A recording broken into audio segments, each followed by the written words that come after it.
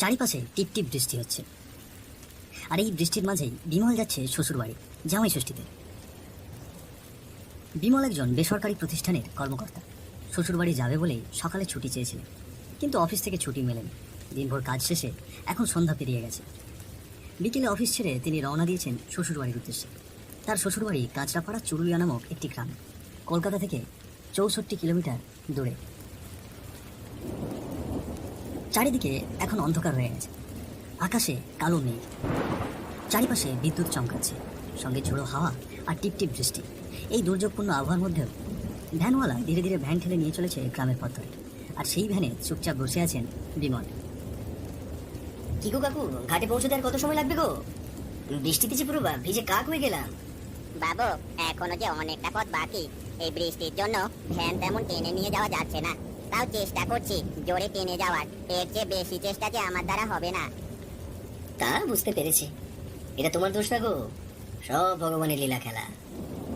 অনেকটা পথ পেরিয়ে এসেছে তার, ঠিক তখনই মুষলধারে বৃষ্টি নামল। চারপাশে যেন এক নিমেষে জল তৈরি। অন্ধকার রাত, তার উপর ঝোড়ো হাওয়া আর কাদা ভরা পথ। ভ্যান চালকের মুখে এবার ক্লান্তির ছাপ স্পষ্ট বোঝা যাচ্ছে। মনে হচ্ছে এই অবস্থায় আর বেশিক্ষণ ভ্যান চালিয়ে যাওয়া তার পক্ষে সম্ভব হবে না। বাবু, যে বৃষ্টি নামলো তাতে ভ্যান নিয়ে সামনে আর যাওয়া সম্ভব না। নদীর ঘাটের একেবারে কাছাকাছি চলে এসেছি ঠিকই, তবে এখন একটু কষ্ট করে আপনাকে সামনে হেঁটে যেতে হবে। বিমল কিছুক্ষণ চুপ করে থাকল।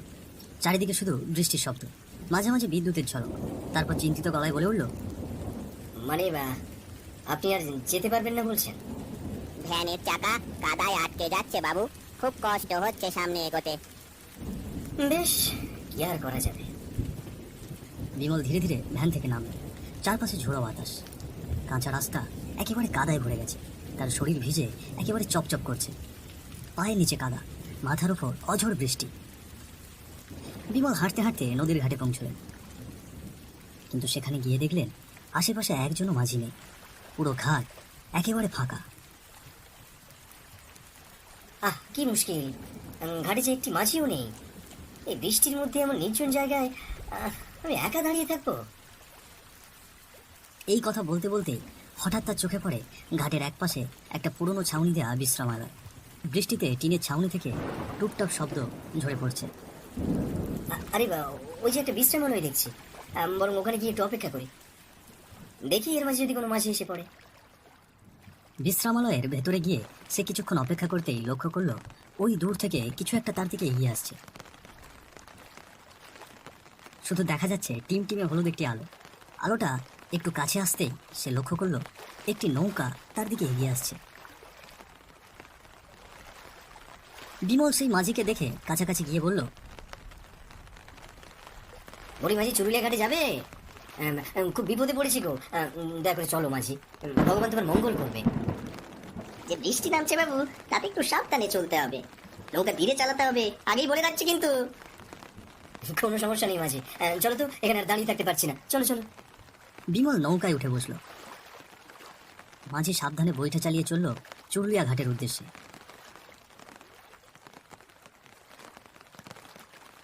চারিদিকে তখন গভীর রাতের অন্ধকার, নির্জন নদীর জল, মাঝে মাঝে বিদ্যুতের ঝলকানি।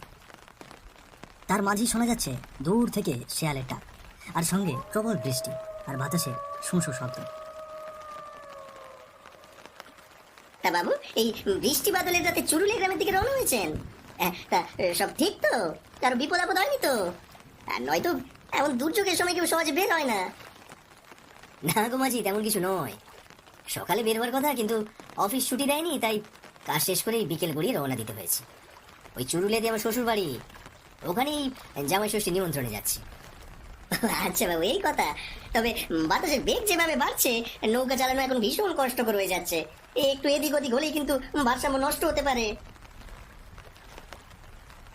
বিমলের চোখে মুখে হালকা দুশ্চিন্তা থাকলেও কথাই ছিল বিশ্বাস। সে ধীর গলায় বলল, ভগবানের নাম নিয়ে দেখে শুনে চালাও, ঠিকই পৌঁছে যাবো আমরা। কথা বলতে বলতে তারা এক সময় মাঝ নদীতে পৌঁছে গেল। চারিদিকে ঘুটঘুটে অন্ধকার, আকাশে মাঝে মাঝে বিদ্যুৎ চমকাচ্ছে। বৃষ্টি একটুও কমার নাম নিচ্ছে না, হাওয়ার গতি বেড়ে গেছে অনেকটা। নৌকা হালকা দুলে উঠছে মাঝে মধ্যে। এই গভীর নীরবতার মাঝেও কানে ভেসে আসছে শেয়ালের ডাক। ঠিক তখনই হঠাৎ কানে এলো এক অচেনা অদ্ভুত এক প্রকার শব্দ। এই যে মাঝি, এদিকে একটু এসো। ও মাঝি, শুনতে পাচ্ছ? দূর থেকে কেউ যেন জোরে জোরে চিৎকার করছে। প্রথমে ঠিক বোঝা গেল না কি বলছে, একটু পরে বোঝা গেল কেউ যেন তাদেরকে ডাকছে। মাঝি শুনতে পাচ্ছ? মনে হচ্ছে কেউ যেন ওই যে ওই দিকটা, হ্যাঁ কেউ যেন ডাকছে মনে হচ্ছে। চলো দেখি, চলো দেখি যাই সেখানে। বিমলের কথায় মাঝি চুপচাপ মাথা নাড়ল। তারপর ধীরে ধীরে বইটা চালিয়ে নৌকাটা ঘুরিয়ে নিল সেই চিৎকার করা লোকটির দিকে। এদিকে বৃষ্টি থামার কোনো নামই নেই। বিদ্যুতের ঝলকে তারা দেখতে পেল একজন লোক ঘাটের পাশে দাঁড়িয়ে আছে। তার মুখে ছিল উত্তেজনা আর উদ্বেগের ছাপ, পরনে ভেজা ফতুয়া আর সাদা ধপধপে ধুতি। লোকটির চোখে মুখে ছিল কিছু একটা তাড়াহুড়ো। নৌকা ঘাটে ভিড়তেই লোকটি এগিয়ে এসে বলল, মাঝি, আমাকে দয়া করে ওই চুরুলিয়া ঘাটের কাছে যে শ্মশান আছে সেখানে একটু নামিয়ে দাও। আমি ভারী বিপদে পড়েছি গো। বৃষ্টি থামলে সেখানে আমার পরিচিত একজনের শেষ সংস্কার হবে। কি যে বলেন মশাই, এই বৃষ্টি দুর্যোগের মাঝে নৌকা নিয়ে শ্মশান ঘাটের দিকে যাব? না না না না বাবু, আমি ওইদিকে যেতে পারবো না।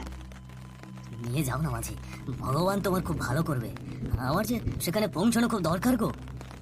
বলি মাঝি, এতই যখন অনুরোধ করছে, চলো লোকটিকে ঘাটে নামিয়ে দাও। দেখছো না কেমন করে অনুরোধ করছে? সত্যিই হয়তো অনেক বিপদে পড়েছে গো। আচ্ছা ঠিক আছে, তবে আপনি অনেক অনুরোধ করলেন তো সেই দিকে নিয়ে যাচ্ছি। লোকটির অনুরোধে অবশেষে মাঝি রাজি হলো। লোকটি নৌকাতে উঠে বসলো। মাঝি ছেড়ে দিল নৌকা। নৌকা ধীরে ধীরে এগিয়ে চলল বৃষ্টি ভেজা নদীর চলে। চারপাশে তখনও অন্ধকার। শীতল হাওয়া আর বিদ্যুৎ চমকানো সেই রাতের মধ্যেই তারা আবারও যাত্রা শুরু করলো চুরুলিয়া ঘাটের উদ্দেশ্যে।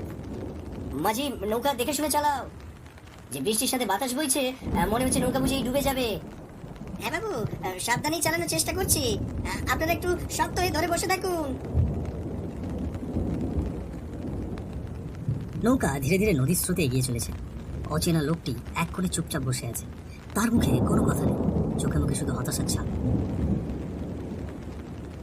ঠিক তখনই নৌকাটি মাঝপথে এসে হঠাৎ থেমে গেল। মাঝি আপ্রাণ চেষ্টা করছে, কিন্তু নৌকাটি কিছুতেই সামনে এগোচ্ছে। কি গো মাঝি, কি হলো? নৌকা থামিয়ে দিলে কেন?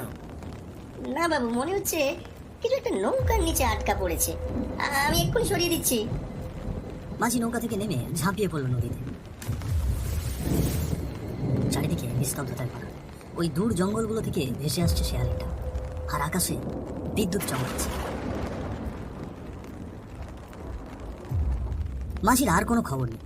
মাঝি কি নদীতে নেমে কোথাও হারিয়ে গেল, নাকি কেউ তাকে নিয়ে গেল? এসব প্রশ্ন ঘিরে ধরল বিমলকে। কিছুক্ষণ পর দেখা গেল মাঝিকে জলের মধ্যে থেকে বের করলেন তার মাথা।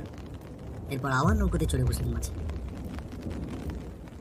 কিছু জল গাছের সঙ্গে আটকা পড়েছিল নৌকা, সব সরিয়ে দিয়ে এলুম। তা বেশ করেছো মাঝি। এখন জলদি জলদি চলো দেখি, হাওয়াটা ভালো ঠেকছে না। আবার নৌকা চলতে শুরু করলো। রাত অনেক হয়েছে, তবু বৃষ্টি থামার নামই নিচ্ছে না। নৌকা তখন ধীরে ধীরে শ্মশান ঘাটের দিকে এগিয়ে চলল। বলছি কি মাঝি, শ্মশান ঘাটে পৌঁছতে আর কত সময় লাগবে গো? রাত যে অনেক হলো গো। ওখান থেকে আবার আমাকে হেঁটে শ্বশুর বাড়ি যেতে হবে। এই যে বাবু, চলে যাইছি প্রায়। খানিকক্ষণ বাদে নৌকাটি এসে পৌঁছলো চুরুলিয়া ঘাটের শ্মশানে। নৌকা ঘাটে এসে লাগতেই যে দৃশ্যটি তাদের চোখে পড়লো তা দেখে বিমল একেবারে হতভম্ব হয়ে গেল। মাঝিও চোখ বড় বড় করে তাকিয়ে রইল শ্মশানের দিকে। চারিদিকে বৃষ্টি, এর মাঝেও শ্মশানে একটি চিতার আগুন জ্বলছে দাউ দাউ করে। সেই আগুনের মধ্যে দেখা যাচ্ছে একজন মানুষের মৃতদেহ দাহ হচ্ছে, তবে খুব একটা স্পষ্ট নয়। দৃশ্যটা এতটাই অস্বাভাবিক যেন চোখের সামনে ঘটে চলেছে কোনো অলৌকিক ঘটনা। বিমল পিছনে থাকা সেই অচেনা লোকটিকে কিছু বলতে যাবে, সেই সময় সে দেখল লোকটি আর নেই সেখানে। কিছুক্ষণ আগেও লোকটি তাদের সঙ্গে ছিল, কিন্তু আশপাশে কোথাও আর সেই লোকের অস্তিত্ব নেই। বিমলের মাথা কিছুতেই কাজ করছে না।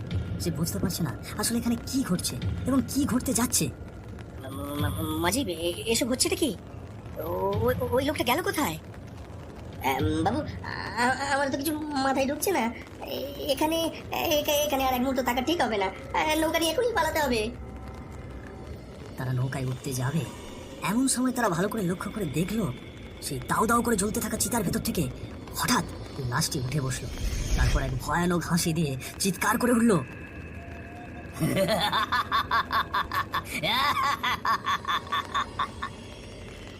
বিমল আর মাঝি চোখের সামনে এমন ঘটনা দেখে থরথর করে কাঁপতে শুরু করলো। তারা কিছুতেই নিজের চোখে বিশ্বাস করতে পারছিল না। দুজনেই একদম হতভম্ব। ভালো করে লক্ষ্য করে তারা দেখলো এটা সেই মানুষের লাশ, যে লোকটা এতটা পথ তাদের সঙ্গে নৌকায় ছিল। এ কি এ তো সেই লোকটা যে যে একটু আগে আমাদের সঙ্গেই ছিল। তবে সে মানুষ ছিল না, সে সে না না, এ হতে পারে না। আমাদের এক্ষুনি এখান থেকে পালাতে হবে, নয়তো প্রাণে বাঁচবো না মাছি। এই কথা বলতে বলতে হঠাৎ সেই লোকটা ভয়ঙ্কর অবয়ব উড়ে গিয়ে নৌকা এসে দাঁড়ালো। চেহারাটা আগের মতো হলেও শরীরটা ছিল পুরো লাল, চোখ দুটো লাল, হাড়গুলো বেরিয়ে এসেছে, দাঁতগুলো ভয়ানক বড়। লোকটির এমন রূপ দেখে বিমল আর মাঝি ভয়ে থরথর করে কাঁপতে শুরু করলো। এসেছি, আমি আবারও ফিরে এসেছি, এখন আর রেহাই নেই। মাঝি এখনই নদীতে ঝাঁপ দাও, নয়তো আজ আমাদের প্রাণ এখানেই শেষ। খামোশ, তোকে আমি কিছু বলবো না। আমার প্রতিশোধ শুধু এই মাঝির সাথে। হ্যাঁ, শুধু এই মাঝির সাথে।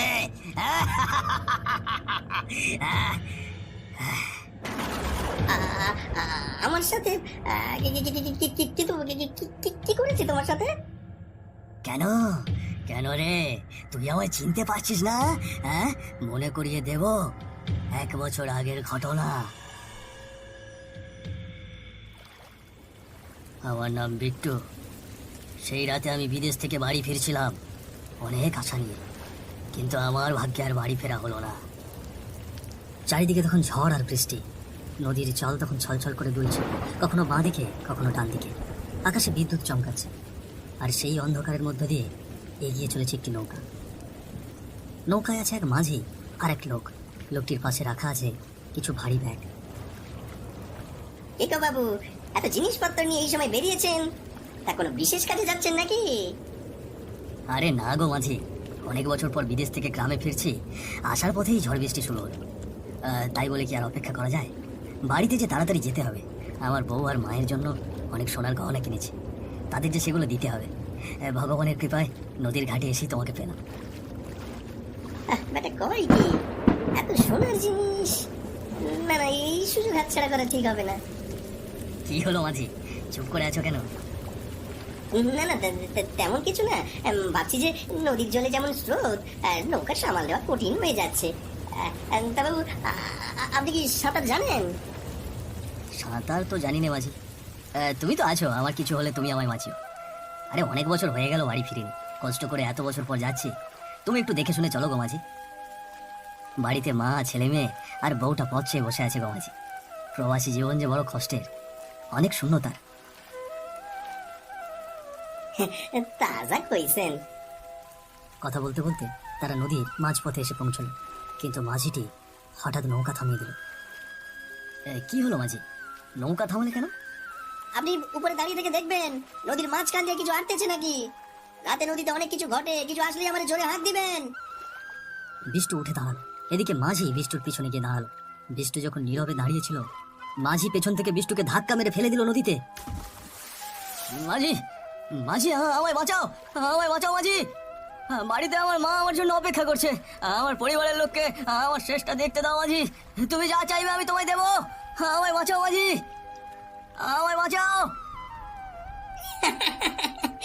তোর মতো এত বোকা মানুষ আমি পৃথিবীতে দেখিনি। তোর কাছে অনেক স্বর্ণ আছে না রে। তোর ব্যাগের সব সোনা দানা এবার শুধু আমার হবে, আমার।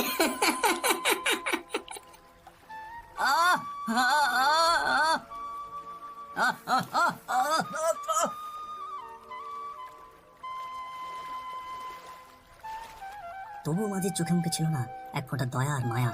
তার চোখে মুখে ছিল শুধু লোভ আর নিষ্ঠুরতা। নৌকাতে দাঁড়িয়ে সেই অচেনা লোকটির অবয়বের মুখে সকল ঘটনা শুনে যেন বিমলের দুটি চোখে জল ছলছল করছে, আর মাঝি এদিকে ভয়ে থরথর করে কাঁপছিল। তখনই বিমল বলে উঠল, ছি মাঝি ছি, তুমি এত বড় নিষ্ঠুর মনের মানুষ, এত বড় নিষ্ঠুরতম কাজ তুমি কি করে করলে? তোমার নরকেও ঠাঁই হবে না। মাঝি, তোর যে এখন মরণের পালা। তুই সামান্য সোনার জন্য আমার জীবনটাই নিয়ে নিলে, কিন্তু আজ আজই তোকে আমি সবচেয়ে ভয়ঙ্কর মৃত্যু দেব।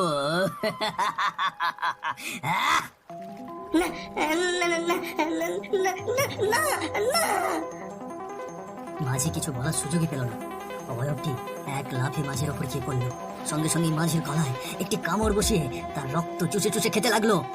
মুহূর্তের মধ্যে এক অলৌকিক ঘটনা ঘটল। বৃষ্টির ভেতরেও মাঝির দেহে আগুন ধরে গেল। দাউ দাউ করে জ্বলে উঠল তার শরীর। আজ আজ দীর্ঘ 1 বছর পর আমার প্রতিশোধ শেষ হলো। এবার আমার মুক্তির পালা, মুক্তির পালা। লোকটির অবয়ব ধোঁয়ার মধ্যে মিলিয়ে গেল অন্ধকারে। চারিদিকে নিস্তব্ধতা, শুধু বৃষ্টির শব্দ আর দূরে শেয়ালের ডাক। বিমল থমকে দাঁড়িয়ে রইল। আর এভাবেই শেষ হলো এক লোভী